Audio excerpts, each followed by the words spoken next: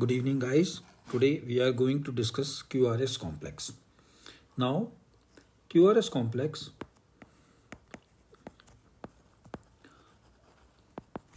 indicates activation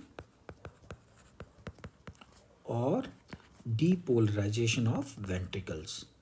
So, QRS complex indicates activation or depolarization of ventricles. Now, we will discuss what are the different forms and how to give nomenclature to them. So it is very important. What is Q wave? It is first negative deflection post P wave. What is R wave? It is first positive deflection post P wave. Then what is S wave? It is terminal negative deflection post positive wave. So if you see on ECG, this is a P wave, first negative Q, then R, then second S, then the T. So this is Q, R, S. This is P. The first negative is Q, first positive is R, and the generally terminal part of ventricular depolarization is represented by S wave. So it is basically terminal part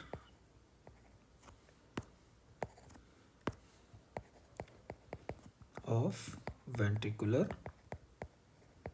depolarization representative. Okay, so we now know what is QRS and QRS complex. Now, how do you name them? It's very simple. You have to give them the large wave has to be named by capital letter, small by small letter. So now we know the concept. Now we can name them. Let's suppose, so in this, the Q is small, R is large, so it has become QR because R is large, Q is small. Let's suppose in this, if you see, Q is large, R is small, so this will become QR complex. So a few more we will practice. There is no negative, completely positive, so it becomes capital R.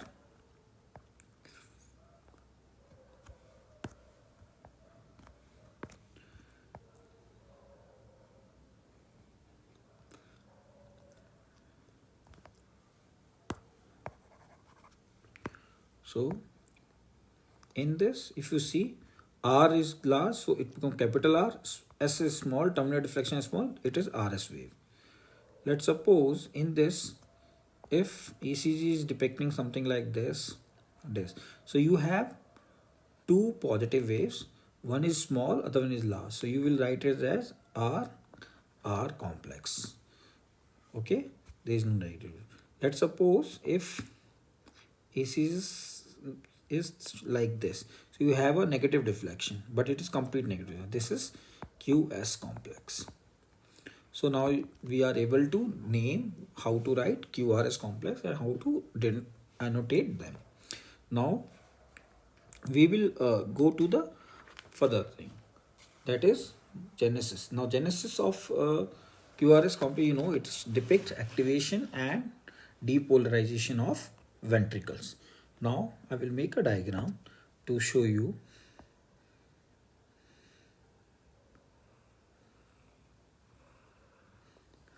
Here section of heart. This is right limb, this is left limb, and this is septum. So in when ventricle activates, it starts from terminal 1/3 of intraventricular septum from left to right. Simultaneously, from right to left also activated. Now here the point to remember is that first activation is terminal from terminal 1/3 of intraventricular septum. First to activate, and direction is left to right. Simultaneously, after few milliseconds, or just after this, right to left also activated, but this vector is larger than our right to left. So any lead which is seeing like lead 1,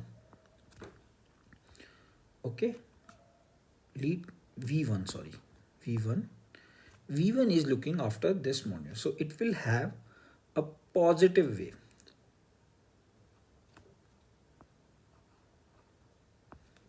On ECG for this, okay, because the main vector is left to us. So main concept is that in the first thing to activate in ventricle is septum, intraventricular septum. Now first is third last terminal 1/3 part of intraventricular septum is the first to activate, and the vector is from left to right. This is bigger than the right to left. Even the right to left is also starting, but it is little bit later than right left to right, and the vector net vector is from left to right. So the lead which is saying V1, if you see V1 is looking after diagonal, V1 will have a positive deflection because initially it is taking from V1 to from this to there. Similarly, the lead which are seeing from the other side, they will have a negative deflection. So what is the positive deflection called? R wave. What is negative wave? Q wave. So I've just make a part of it in lead V6. So now you know the lead V6 is looking from somewhere here. So it will have a negative vector. Left to right is more prominent than the left to right. So initial vector which V6 will catch is a negative. That is a Q wave. Where however V1 catch the positive vector, net vector, and it is going to be a positive.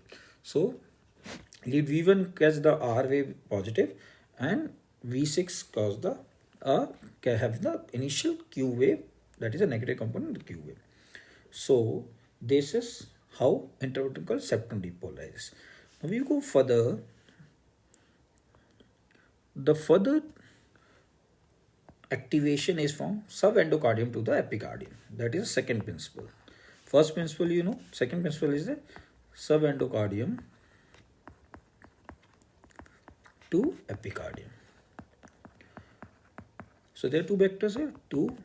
I will write it like this.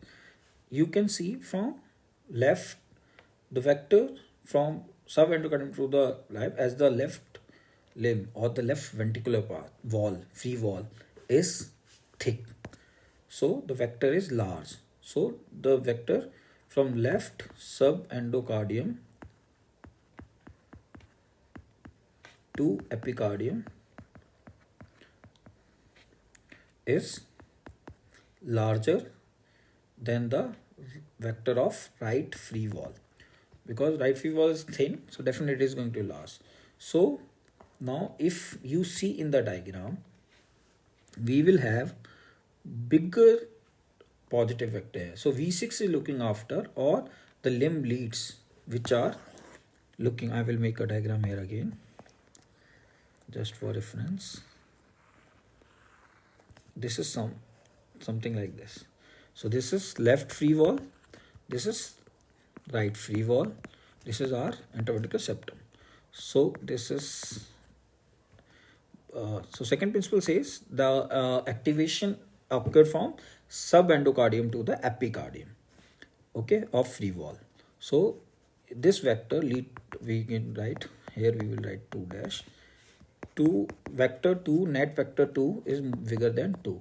So the leads which are left oriented, like 1 AVL, V6, V5, you will have, as the net vector is positive and it is towards the limb, you will have something like that. First Q wave, because of the interventricular septum there was a negative, followed by the large R wave. So this is large R, this is Q. As we have already discussed the nomenclature, so this will become QR, complex in left oriented leads. Similarly, the leads which are right oriented, you will see there is a first positive deflection, small r, because of the interventricular septum activation, followed by, as the net vector is negative, it is negative. So they were going to have RS complex in right oriented lead.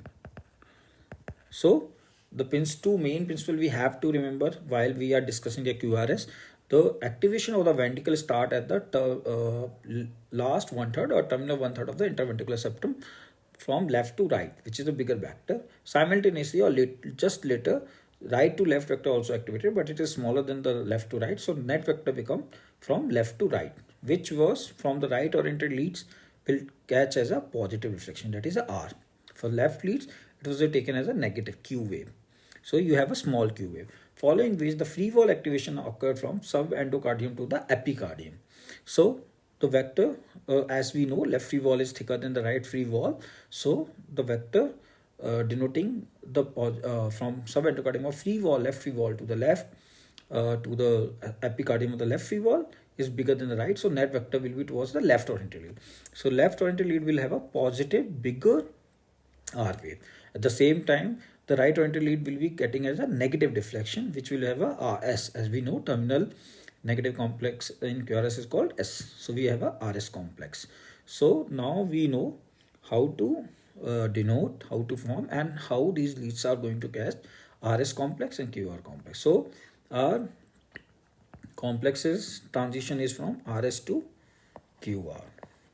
Now here one important point I have to ponder, that the R in V1 and V2 is bigger than Q wave in V6 1 AVL, because R is here significant. It is depicting the interventricular septum activation.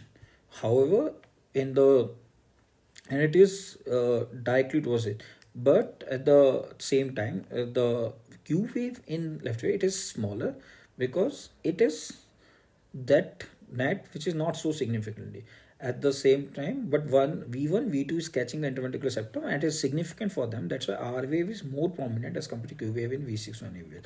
That concept you need to remember, apart from the two concepts which I have given at the offset starting. So now we know the second thing which all I have repeated again, that ECG always catch net vector. So it is always a net vector, or you can say resultant vector.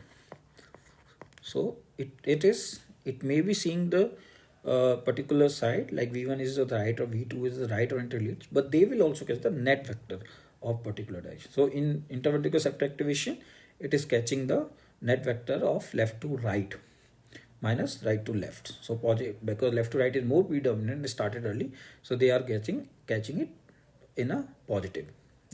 So this is the net vector or resultant vector which they are catching. So now we are clear what are going to be the effect on left oriented lead, what are going to be the effect on right oriented lead. Now this is the transition which will happen from V1 to V6 on the chest lead. So this is the thing, and we have also discussed that if V1 V2 R wave may be a bit predominant than the Q wave in V6 or left oriented leads. The reason being, it is depicting the interventricular septum which is more predominant as compared to the evolution of the Q wave in others AVL and 1 AVL and V6. Second thing is that, as we all know, AVR Leads is mainly it's like sitting inside the earth.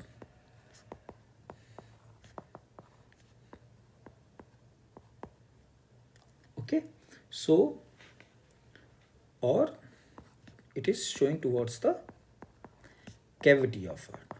So all the vectors are away from avia, both atrial and ventricular.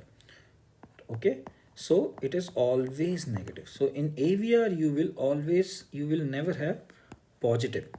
It is even the p wave, because all atrial, including atrial and ventricle, they all are away from it. So all completely it is negative. So p, this is qs complex t, this is going to be avr.